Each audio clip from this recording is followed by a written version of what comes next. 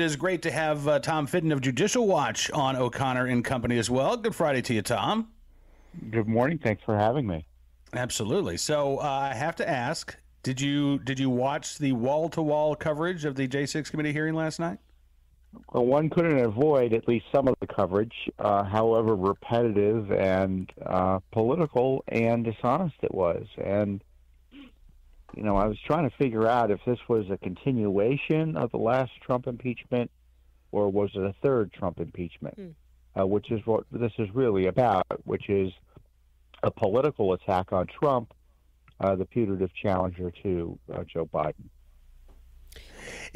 That was pretty clear, I think, from the outset. Even Benny Thompson's opening remarks, and certainly over the course of, and I did not watch the entire thing, but from what I saw, it definitely seemed like this was about trying to knock down Donald Trump and take him out of not just contention in 2024, but out of political life altogether.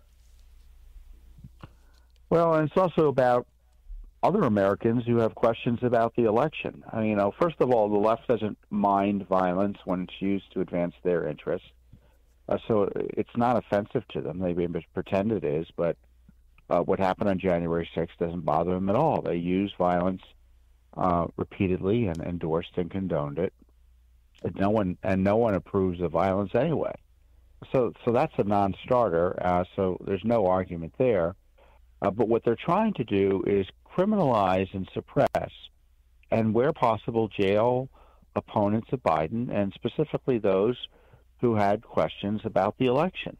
And we are still allowed under the First Amendment, to question how an election was run, whether it was run fairly, and then advocate that the law be upheld to make sure that the results that are accurate and lawful are vindicated. And that's the debate about what happened on January 6th. And the left has decided that your First Amendment rights to dispute an election are not to be protected or respected. Well, I mean, did you see anything last night that would give you any pause or give anything that was new? I mean, we were told that they were going to see new evidence, things that are shocking. Frankly, I watched at least the beginning opening statements, and it seemed more like propaganda. And you called it dishonest and disingenuous, But was there anything there that, gave any credence to this entire commission and what they claim that they're trying to achieve? Well, what would be of interest is did Donald Trump say, "Oh, let's go and violently attack the Capitol"? Mm-hmm. Was there any plan to violently attack the Capitol? And I'm not seeing any evidence there was. I see that there was a disturbance at the Capitol that began as a protest, a First Amendment-related protest, that escalated into some violence, and that obviously is not justifiable.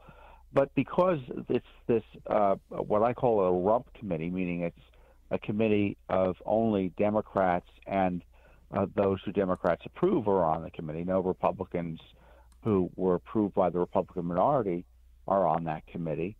That's what that committee was. They were doing a dishonest analysis of that. So we didn't have any answers about the contribution of the police to the violence.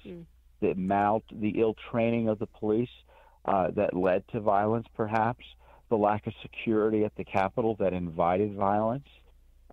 Judicial Watch just uncovered this week that one of the reasons that the police were so ill-equipped that week was because they had these crazy COVID rules in place. So they had less than half of the people that they would have had on staff that day, not because everyone was sick, but because of the COVID mania that the left has been pursuing in this city for since the day one almost.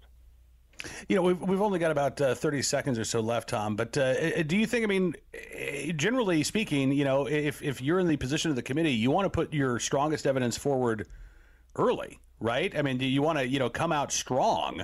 Where do you see these hearings going from here? Well, Trump didn't engage in incitement, so I don't see where these hearings go anywhere. Okay. And as I said, criticizing the way the elections were run and then trying to advocate for a lawful result is not an attack on democracy. It's actually what the Republican form of government envisions, which is using the processes available under federal and constitutional law to question election, and that's what happened. So they may pretend that was an assault on democracy. In fact, it was they were trying to vindicate democracy, and the process worked out in a way that they didn't accomplish their results. It didn't mean that what they were asking to do was inappropriate. Tom Fitton with Judicial Watch. Appreciate you joining us here on O'Connor and Company. It is 7:43.